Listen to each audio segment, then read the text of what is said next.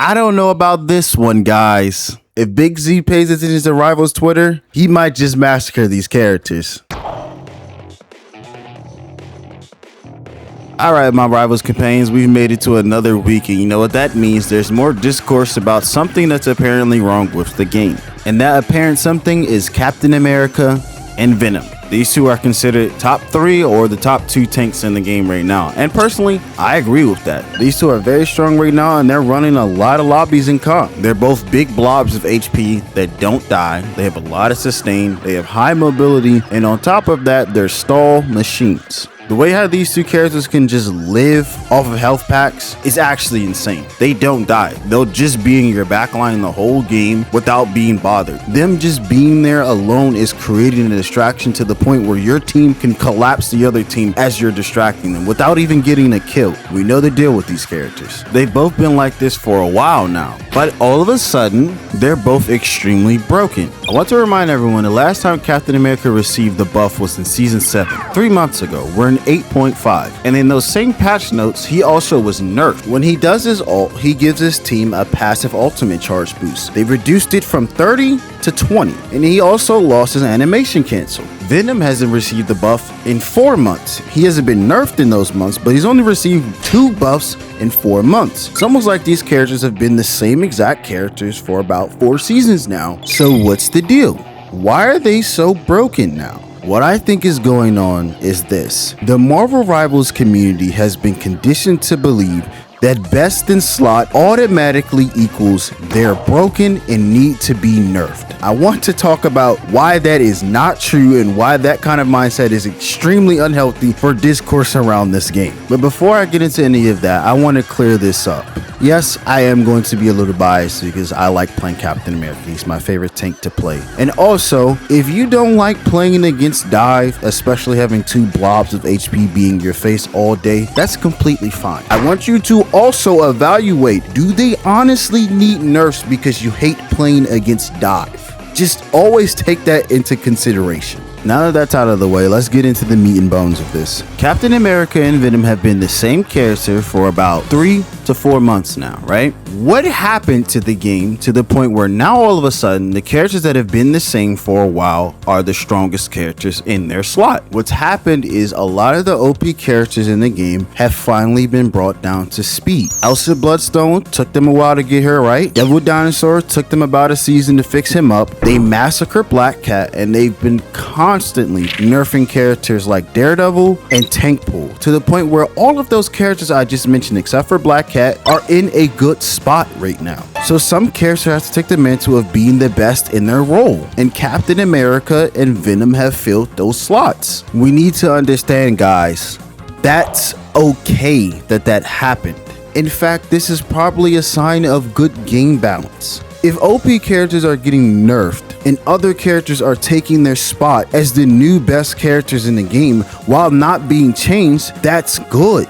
Isn't that what we want? We want the OP characters to not be as good so other characters have to shine. But now all of a sudden when they do have the shine, it's a problem. Look, I'll entertain the nerf Captain America and Venom conversation for a second, alright? If I were to nerf Captain America, maybe reduce the overshield that he gives to his teammates because it's just a third support all at this point, and that is really annoying to deal with. And I'll be honest with Venom, I don't really know what you nerf about the character. I wouldn't nerf his damage because he doesn't really do a lot of damage. He just causes a lot of chaos in your backline and other people kind of feast off of that if your team's not paying attention to him. And I don't want to nerf his survivability because Venom's whole thing is him just being able to survive. He doesn't have a shield. He has no way of reducing incoming damage or reducing incoming damage for his team. His whole purpose is just to be alive. So you reduce that, what's the point in playing Venom? I can't think of any good nerfs for these characters that wouldn't just massacre them or make them feel way worse to play.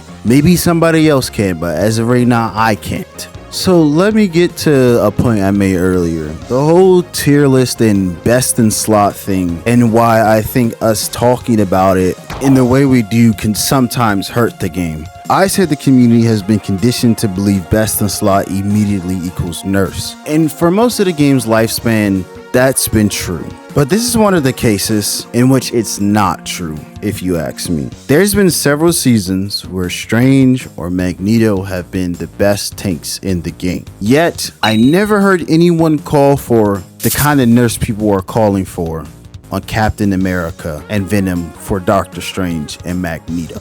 I guarantee you right now, going into season 9, if they don't release another broken tank, Doctor Strange's last buff was in season 6, so he's pretty much been the same exact character for about 6 seasons now, just like Venom. But if he accidentally becomes the best tank in slot, it's not going to be this much discourse surrounding him. I guarantee you that. Listen, I know why people don't like dealing with Cap and Venom. It's because they're dive characters. Alright, everyone knows why. They don't want to acknowledge it sometimes, but the truth is, it's because they're dive characters. If I'm being honest, these two are two of the most healthy dive characters in the game. But I'm not here to have that discussion, nor am I here to have that debate again. I want to talk about the term best in slot. Best in slot doesn't automatically make a character top 3, nor does it automatically make a character broken. It just means they're the best character in that role. Tanks and Marvel Rivals feel really good right now. They don't feel super duper broken. They don't feel overwhelming. Almost all of them are playable, but none of them are super duper broken. Captain America is not a top 3 character in my opinion in this game. I would say he's top 10, but I would not say he's top 3. But when people see best in slot at the top of a tier list, that would deceive a lot of people to thinking, oh, Captain America's a top 3 character in this game. He must be super duper broken. He's not.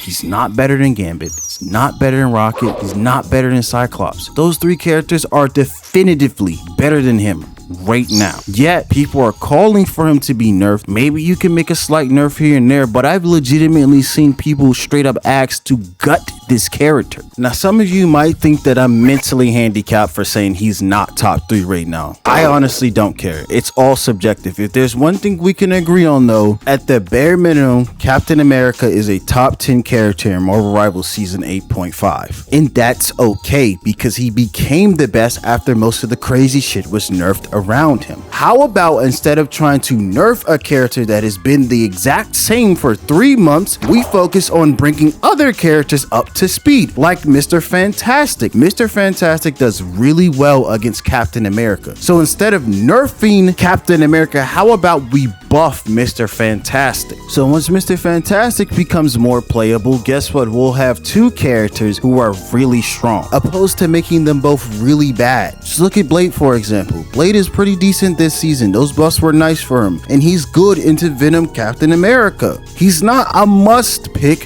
but he's a character that will help you deal with the 2 strongest tanks in the game. So let's wrap this up. Marvel Rivals is never going to be a perfectly balanced game. Right now, I think Marvel Rivals 8.5 balance patch is in a perfect sweet spot to start bringing certain characters who've routinely been at the bottom of the game's tier list up a little bit more. Because out of nowhere, Captain America and Venom start becoming some of the best characters in the game. I think those 2 are a lot easier to balance around, opposed to balancing around what we had to deal with in the past. The game's balance isn't as fucked up as we're used to. So let's take advantage of it. If you made it this far into the video, you know the drill. Leave a like, comment, subscribe if you enjoyed. Have a wonderful day, and peace out.